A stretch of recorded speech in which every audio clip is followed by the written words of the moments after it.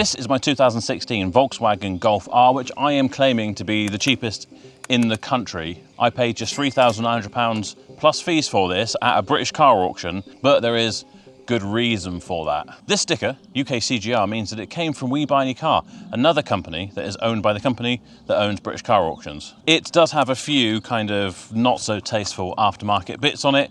It's on 151,000 miles and it was sold with a seized engine.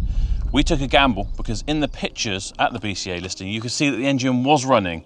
The tachometer was showing 1,000 RPM on there, meaning that at some point when this was at the auction, it did run. But sadly, in the last video, we checked this out and it definitely is seized, meaning we are going to need to either replace this engine or rebuild it. But either way, it needs to come out. And in this video, we're going to get this engine out of the car, get it stripped down and find out exactly what's gone wrong.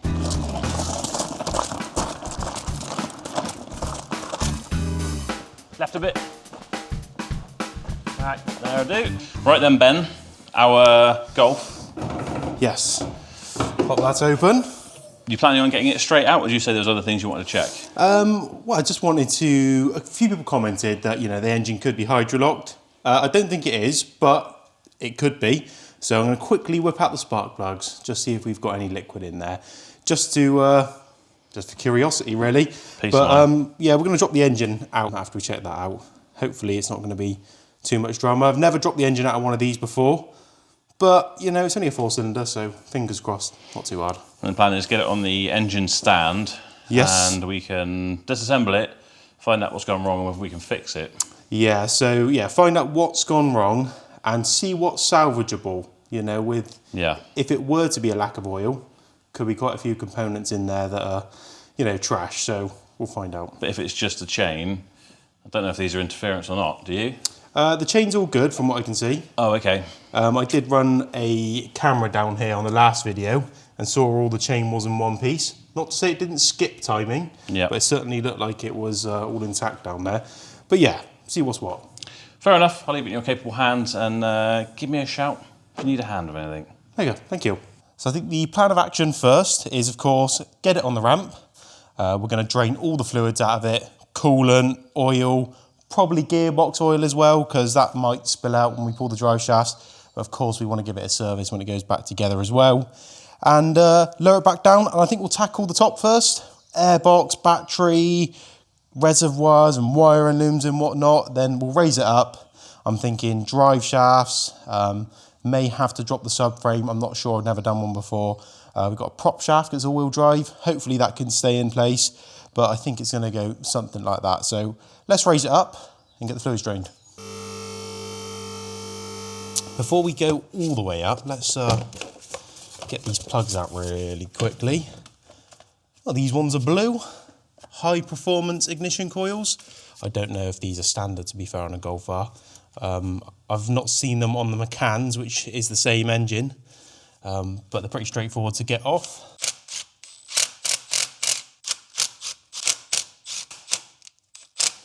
I always hated this on the Macans. People would do this top nut up really tight, but leave the coil pack loose. So you'd spin this little earth cable. But luckily, I've got a low profile spanner for just the occasion. Somebody's pre-broken this clip for us. 1, 2, 3.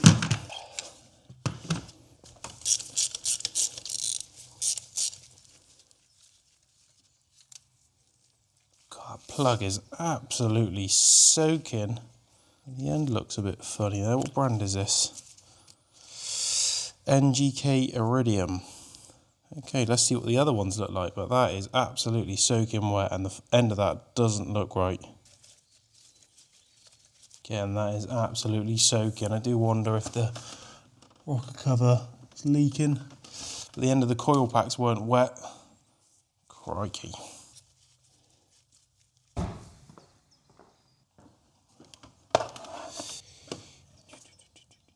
Ugh. Look all that horrible debris in there. So excess silicone, I think, from if I pull this back, where the rocker cover's been fitted, somewhere around here, all that down there would have been excess silicone from that, but I can see the top of the piston there, and I can see that it's bone dry. Let me just check the other ones before I try and push the camera past that silicone.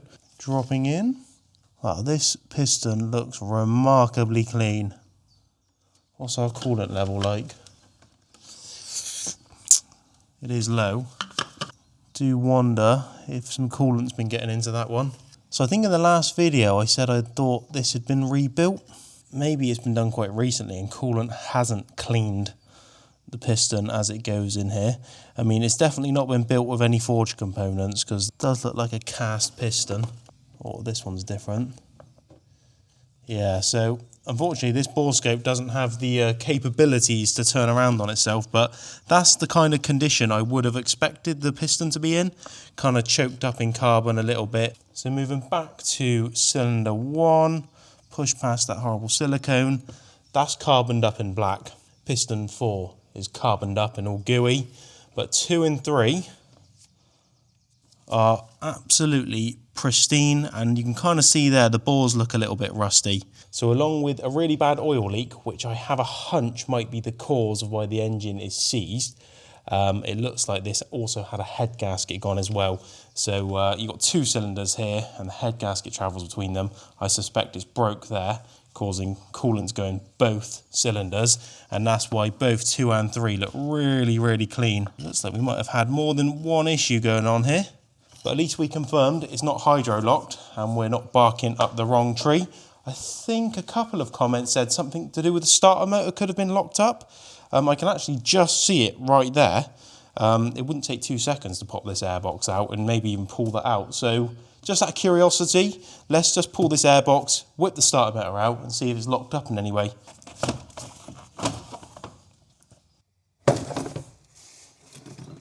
Out of curiosity, should we just whip this off and just see what air filter we've got? Because we did have a big Ram Air sticker on top of the intake. This looks like a standard filter to me. Febby Bilstein. Good quality filter, but definitely not a Ram air filter.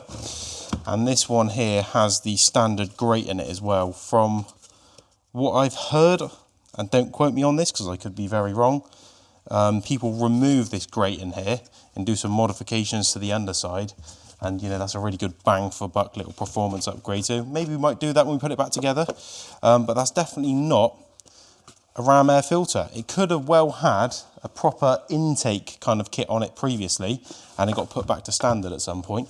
But let's buzz that back together and check that starter motor out. Now, isn't that peculiar? We have a brand new starter motor, well, at least a remanufactured starter motor. It's a Lucas one, so it's pretty good quality. Maybe someone's thought the same thing we have and they've checked it out. Who knows? But we'll whip the battery out because we're going to be touching the big starter motor cable here and yeah, see what's going on.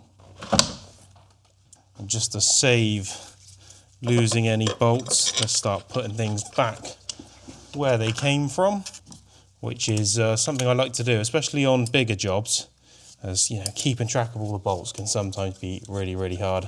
I think you guys should start putting in the comments now what your guesses are to what's kind of gone wrong and what's going to be salvageable. Of course, if you've ran out of oil, you could have done the turbo, so I'll have to check if the turbo's all right. Could have done the crankshaft, the camshaft. Let me know. My guess would be that we're probably in for more than what we bargained for, and we're going to end up with a crankshaft gone and the turbo and stuff like that, which are all big ticket items. But of course, there's every chance that it hasn't starved itself of oil at all, and you know, as Joe said, it's jumped the timing or something like that. But yeah, that could get really expensive if it's the turbo, the crankshaft and the camshaft, they're all knackered because they're all scorn up. I really hope that's not the case. Now, we didn't have to take that cover off, but I thought I'd certainly give us a bit more room to view what's going on. I can see that the plug is broken there, which is a bit of a shame. We'll slide that one off there. So we'll just have to get our pick on this one, push out this little red tab, like that, and then we'll come in underneath, hook it, pull it off like that.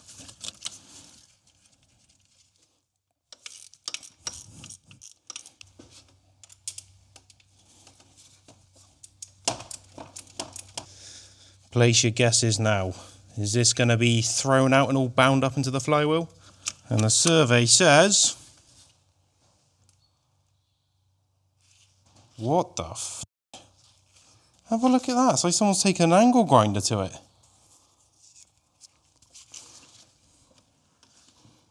Why have they done that? This dimension here must have been too big to fit into the actual kind of aperture on the gearbox. So they've just taken a flappy wheel to it and just ground it down. So if the quality of this starter motor installation is anything to go by, I don't really hold out much hope for the quality of the engine rebuild.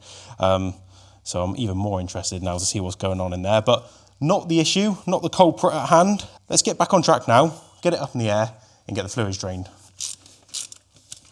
So I'm just going to crack off the filters and all the caps and covers just to help all the fluid drain out, make sure there's no airlocks and give us every opportunity to inspect the filters then. So this is the DSG filter and this is bone dry in here, so it definitely hasn't turned in quite a while. And the survey says there is a little fine amount of debris in here. Tiny little flecks of something, but nothing too concerning. You have to bear in mind the mileage of this gearbox. So to see a little flecks of metal, you know, isn't ideal, but it's gonna happen. We'll definitely put a fresh filter in here with some really good fluid when we put it back together, but there's no massive chunks of anything in there. There's nothing bronze. So this could just be gear material. It's worn down over time. So this would be an interesting one. Of course, if we have had some oil starvation, we may have had some bearing material and whatnot make it up to the filter. So interestingly, there's quite a lot of oil in this filter. Oh no. Oh dear, oh dear. Let me get a paper towel for this one and show you what's going on with this one. And I'll grab a light for you and I'll put on the Star Show. Look at that. Brim full with about every different sort of metal this engine has to offer. We've got bearing material in there. We've got silver shiny material that could be from crank. Oh dear. So if that doesn't confirm my suspicions that the engine's been ran out of oil, I don't know what does, but we're definitely going to be in for an expensive repair bill. Right, what's the score, Ben? So yeah, we were plodding away, getting some bits and bobs out of the engine, but we have made a couple of discoveries. Okay, shock horror. Yeah, pull the spark plugs out first. We've ran the camera down there, and cylinder 1 and 4, textbook, bit of carbon build-up, look quite good. Spark plugs were oily all round, but cylinder 2 and 3, and they're right next to each other, clean as anything, clean as a whistle.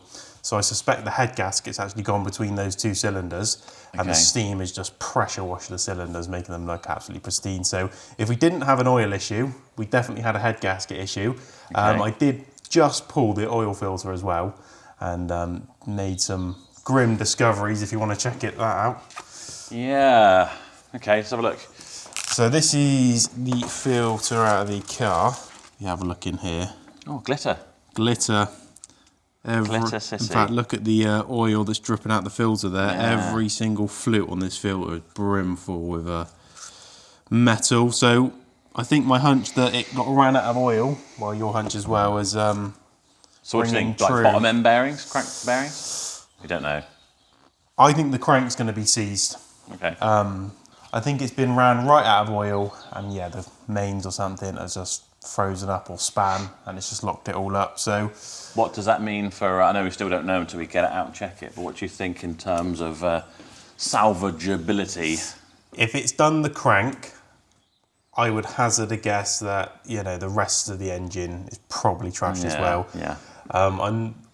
Vaguely from what I remember, I think the cams sit in a tray with the rocker cover pinching it together.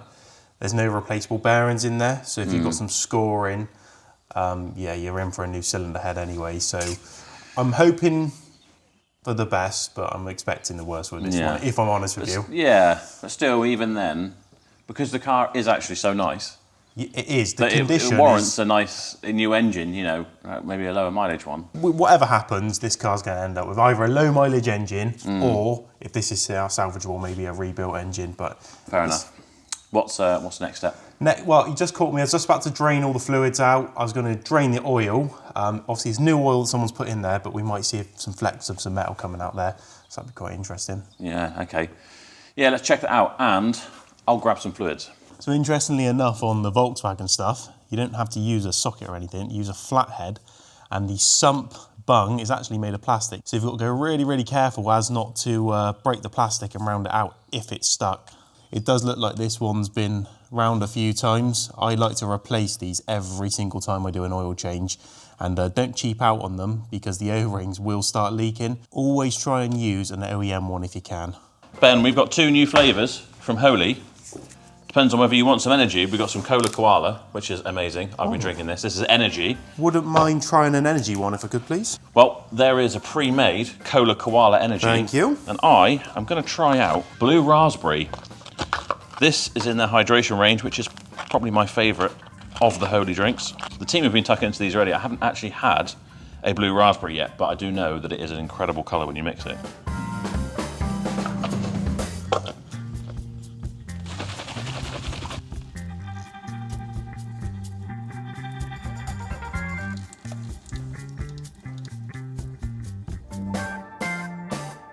It looked quite clean to start, but not so much anymore. Definitely got a bit of a funky colour to it. Yeah, it's very caramel. I'm not seeing any metallic stuff so much. I do wonder, glittering, but if we got some separation in there between maybe some water and some. Yeah, well, if we think the head gasket's gone, then probably. It looked absolutely crystal clear on the dipstick, didn't it? Yeah, it started off crystal clear then it went dirty. To celebrate the launch of their 2 new flavours, Holy are offering you a free extra 10 packet of either the Blue Raspberry or the Cola Koala whenever you order their Starter Set Deluxe, which I highly recommend because it can give you a variety of all the different flavours, drinks, and including the milkshakes, which I absolutely love. Yeah, I'm starting to see a few little flecks of metal being pulled out now, slowing down. Yeah, very, very glittery now. Yeah. Can you remember how much we said engines were? I think they were about $2.5 grand, but potentially you could get a cheaper one with a different engine code, which I think we can make work. But I think we'll pull this one out and see what we've got first.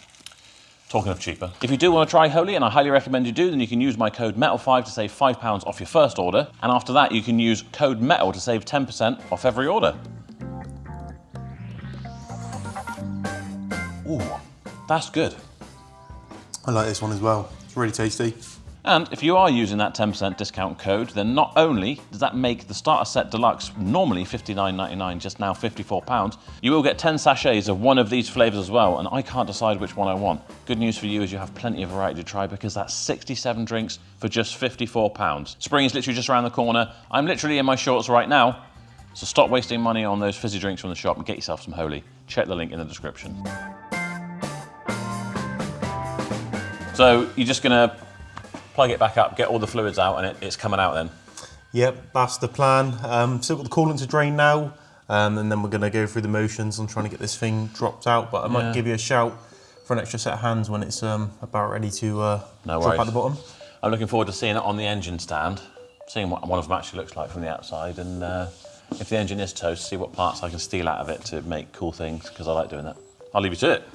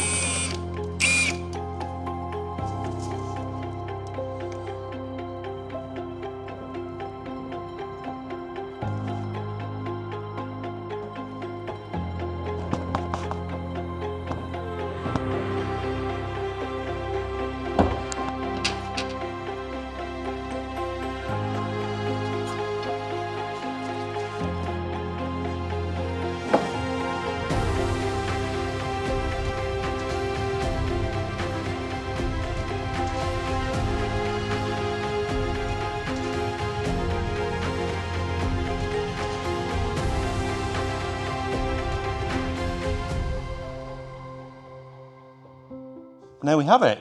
Just like that, we've dropped the engine and gearbox out. And to be fair, not too bad at all. That was, how many bolts hold this engine in? 1, 2, 3, 5 bolts. And it just drops out. So I think the next step is going to be get everything stripped off, taking plenty of pictures so we know where it all goes back together. We'll get the gearbox off, and then we can mount that on an engine stand and see what the damage is.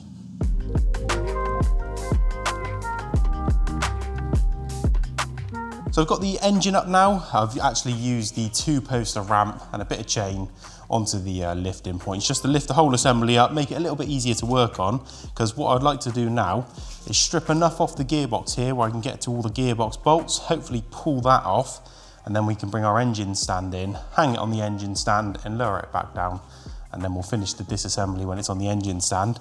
But during the engine process removal, I use so many cable ties, honestly everywhere. And all I do with that is just cable tie everything up out the way. You probably saw in the engine bay coolant hoses.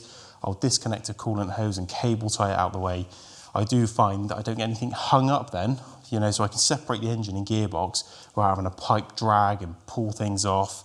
It just keeps the whole job really nice and neat. But I'm gonna go around now, cut all the cable ties off that I had going so I can undo all these wiring looms. Looks like I've got a couple of different coolant hoses that come over to the DSG gearbox.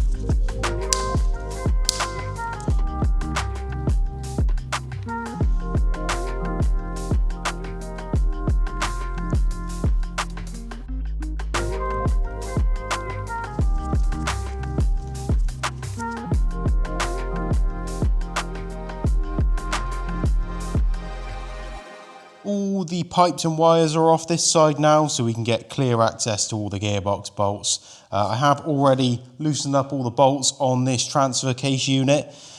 This just separates the power. On a front wheel drive car, you just have a drive shaft coming from the gearbox to the front wheel, but this one splits it and sends power to the back, making it all-wheel drive. So let me just try and shimmy shuffle this one off of the car, just like that. This one will have fluid in it as well, so when we put it all back together, I'll make sure we put some fresh fluid in this one. And now with that out the way, I think all that's left to do is we'll lower it down near the ground, we'll take all the gearbox bolts off, and hopefully we can just give it a little wiggle and shuffle it off the side.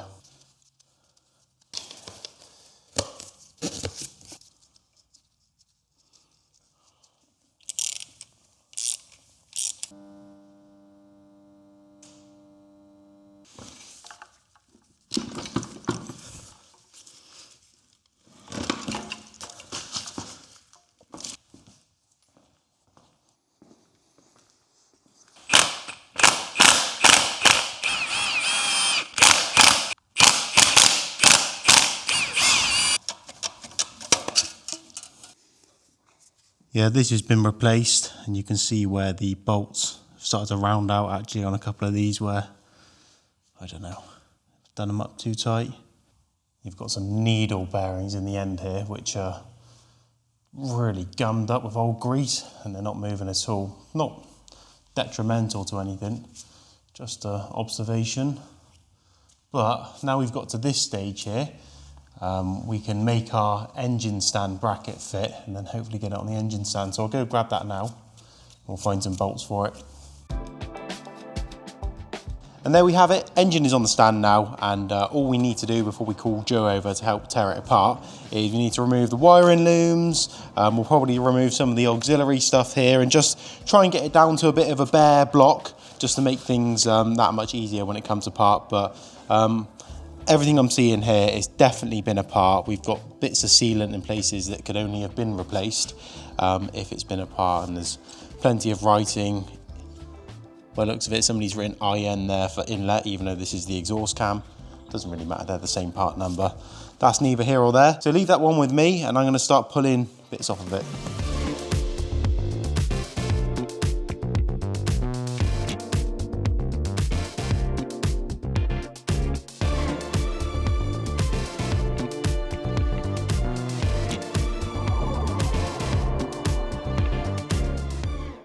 Bloody hell, that's looking a bit different. I know, a bit messy. Gonna have to find some boxes, get some labels and box everything up really nice just so we know where it all goes. But some of it's salvageable, is it? Well, certainly the auxiliary bits are. Not sure how well the turbo's fared. I'm sure we can inspect that though, but I am seeing a lot of things I don't like, if I'm honest with you. Okay. If you look at all of this coolant around here, so Yep. it's all glittery. That's because it is Someone's put K-seal in? K-seal, yeah. Or something like that. This fitting here has been JB welded into the block, so I can't get it out. Nice. So that is a problem for another day. Thankfully, they obviously needed to take it back off and didn't put the clip back on. So I've only just pulled that pipe off and yeah, they just get it off. haven't put the clip back on, but whoever's touched this shouldn't really be touching anything, if I'm honest with you. But it's all stripped off. It's kind of there or thereabouts. You know, we can strip it down now and kind of see what's going on. You can already see part way in the engine here. Got the timing chain across the front here. This could all spring off at any moment because the crank bolt's been taken out, but that doesn't matter because we wouldn't reuse any of it anyway. Wonderful. So I'll give you a hand. Yeah, I don't want to come and hog the glory, but we'll just start firing bolts out of it until pivotal moment. I think most of the problems are going to probably be in the bottom. So we'll have a little look at the top, but first we do have to take all this timing gear off. Yeah. But again, this is all just going to spring apart in a second because the crank bolt's taken out. But you could start with T30s here, buzzing the tensioner out, and everything could go all floppy, and then you can just start pulling chains out of it. Story of my life. There you go.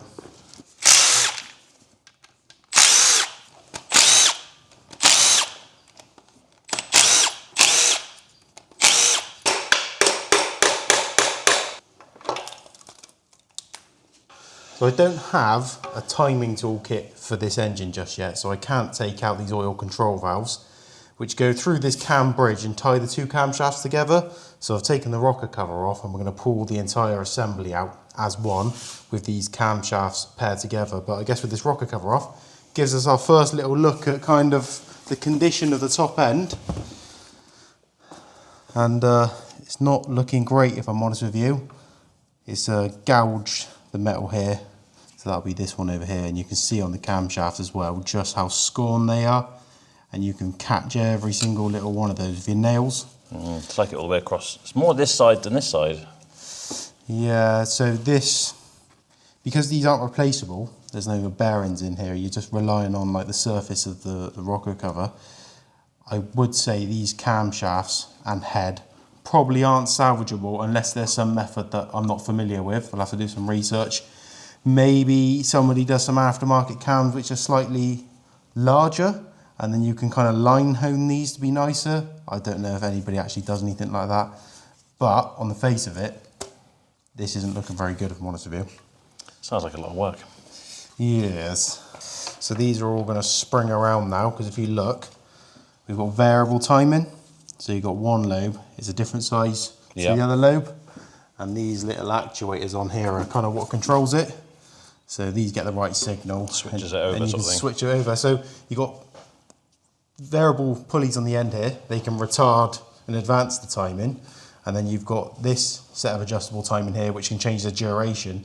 So it's actually really complicated to get all the mapping right on that, I should imagine. Then you've got direct injection, and then you've got another set of injectors in the inlet manifold for port injection. So if you're going to have your car remapped, especially a 2 litre TFSI, be really careful who you take it to, because there is a lot more going on here than like a old Z-Tech engine or something like that. And yeah, so I suspect it's had a rebuild, but...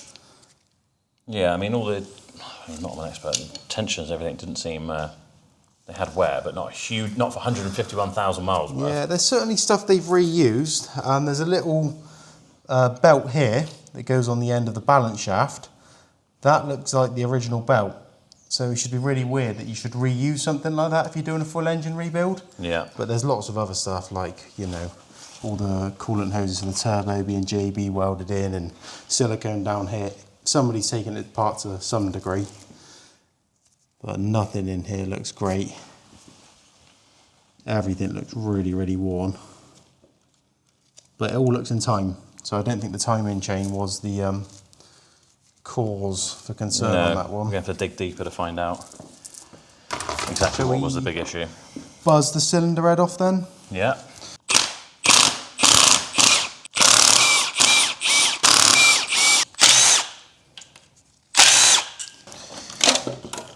There you go, you got it? Yep. Awesome, Ooh. it's all yours. Lovely. Lovely jubbly. Oh, quite cokey. Yeah? Yeah, I mean, you tell me, but it's definitely, that might be normal. So I had a suspicion that the head gasket was gone here. Yeah. And I Oh, it's like disappeared here, isn't it, pretty much? Yeah, I think that one's on its way out there. Let's have a little look underneath the gasket in the same spot.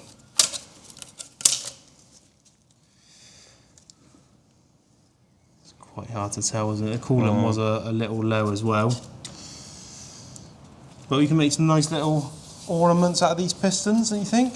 Well, yeah, so I'm eyeing everything up. We should take it out. If you're not going to use it, I'll make all sorts of stuff out of this. Yeah. How much K-seal did they put in this thing? Look. It's pooling with these little copper speckles. It's more bling than a rapper's watch in this thing. What we could actually do here is put the crank bolt back in. People who have done timing chains on this before will know how non-confidence inspiring timing these up can be, because sometimes it can feel like you've got one of these sat in situ but you haven't. So this little timing mark here has to line up with that on the pulley there.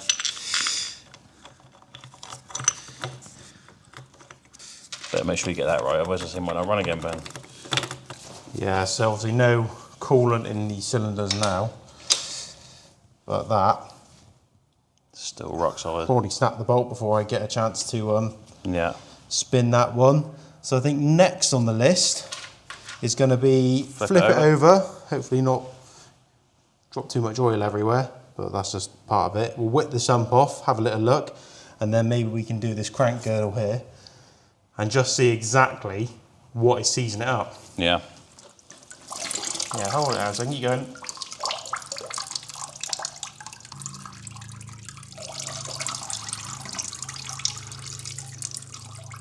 There we go.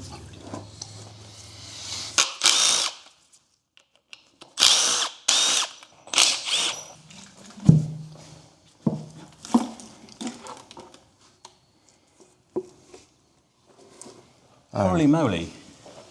Oh my goodness, look at the state of this in here as well. Yeah. That is a bearing, by the looks of it. Yeah, well, look at all this. It's like a bird's nest in it. Yeah, I've got it in here as well. But look at all of that. Do you want to write your name in it? Look at that. Jeepers creepers. All just wedged in the oil pickup. Yeah, so I think the next thing to do, we take that oil pickup off actually. There's a few ones holding this plastic baffle in. Then we get the oil pump out. Just want to plonk that one in here.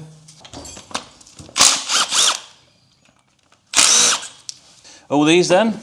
Yep, so we've got a couple on the inside here. We may have some on the outside potentially, I'm not too sure. We'll start with those ones there, all the ones we can see.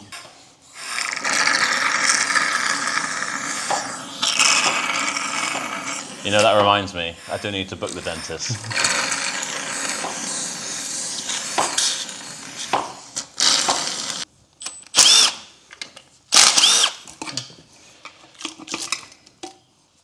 Ooh, that's very hot. Very dark. This one has gone purple.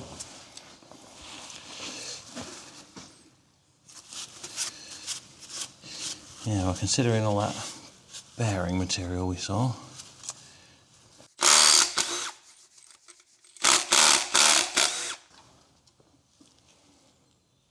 Sort of scoring, wasn't it too bad? Yeah. Looks okay behind door number 2. Ooh. Oh, that's got some. Yeah. Oh, look at that. That's got a lot of. It's like worn away sideways, isn't it? Yeah. Almost looks like it was the wrong side. Not as much as I know. Could even be. Is it got like a little race type thing in there? It's meant to sit in, and it looks like it's hoiked up over one of them. This is span quite a lot. So if you look here, you'll see the seam of the two bearings, and that's Yeah. because they've turned quite a lot. So if we push the piston down, might be able to break these apart with a pick. And we'll see the extent of the damage on these. Yeah, so it span a rod bearing, which, you know, that I'm surprised it locked it up that hard. Well, if it's the only one, it'd be interesting to try and turn it now. But look at that one there, crikey. No chance. I think I beat you. Makes you wonder, because this isn't factory silicone. In spots, it was oozing out the side. Yeah. It definitely wasn't applied by the factory. So somebody's put bearings in this. Just wonder kind of what went wrong. Oh. Yeah. This one hasn't span, but it's been eating itself alive.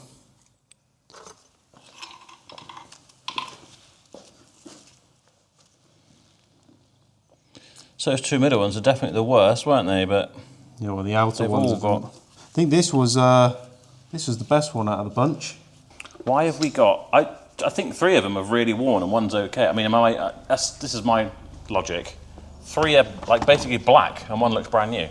Yeah, that one there was perfect. In all honesty.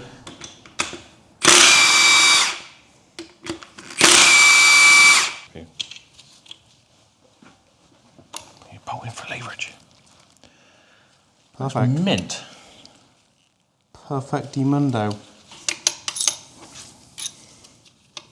Perfect. No staining whatsoever. Slight line on that one, but doesn't look bad. You tell me. It's quite a bit of scoring, I suppose, if you look at it.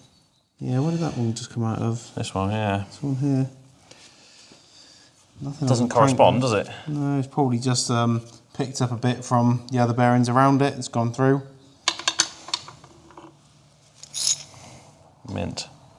Have they been replaced? Someone's rebuilt the bottom end. Yeah. Because that's like brand new, aren't they? There's no staining on the side of the bearing either. It's, yeah. Did they do this as an attempt and they didn't do the com rods?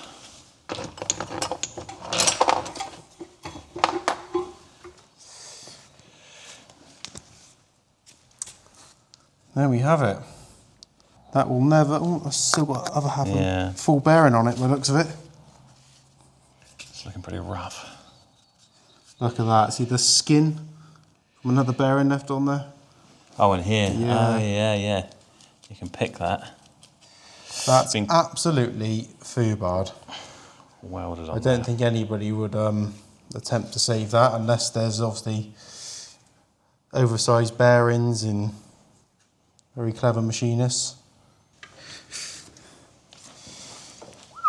Just had a little bit of rub in there. No play in it. The cross hatching in the bores does look like a machine's done it. Yeah. I think when somebody does it by hand, it's kind of a bit sporadic and all over the place, but there is quite a bit of score in there from the piston skirts as well. That probably happened when it was running out of oil. It was probably fine up until that point, but it could go again. If you really wanted this block to go again, obviously the crank couldn't, and the cylinder head, it's kind of a bit of a lost cause economically. There's a lot of work to do, isn't there, to get it fixed up and back running again. The benefit would be we could build it how we wanted to, but with everything else we're not going to trust now, turbo, all that sort of stuff. I wouldn't trust it, not that it's ran out of oil and it's had all this K-seal pumping through it. I'd be more inclined just to find a low mileage second-hand engine and just give everything else that we put back on a really good service. We can give the gearbox a service, Haldexes on the car, the transfer case, give it all a really good service. Yeah. Fresh low mileage engine, I'm sure she'll I can do a few other bits and pieces with some of this stuff we took out, I reckon, so maybe we'll see that in the next video as well. But yeah, there you have it. So basically, ran out of oil. I think the head gasket's probably gone as well, though. Yeah, to be fair, in all honesty, you'll see in the camera that I put down there, they look sparkling clean. but in the light of day, they're actually quite carboned up. But there was KCl in there to kind of support my argument there. Yeah. But they definitely... Unless it's just a leak from one of these crappy little fittings they've potentially stuck in. When we do put a new engine in, we're going to have to flush the heater core through, just so we don't clog it back up again, so to speak. But as I took the wind out my sails a little bit, I was really looking forward to putting some forged pistons and rods in this. It'd be uneconomical to do it to a low mileage engine. Maybe we can do a low mileage engine and a couple of supporting mods just to make it a little bit... Well, if the turbo's no good, then maybe just a hybrid turbo. If we must. There's not much, you don't need to do a huge amount of internal stuff, do you, to run some simple stuff like that.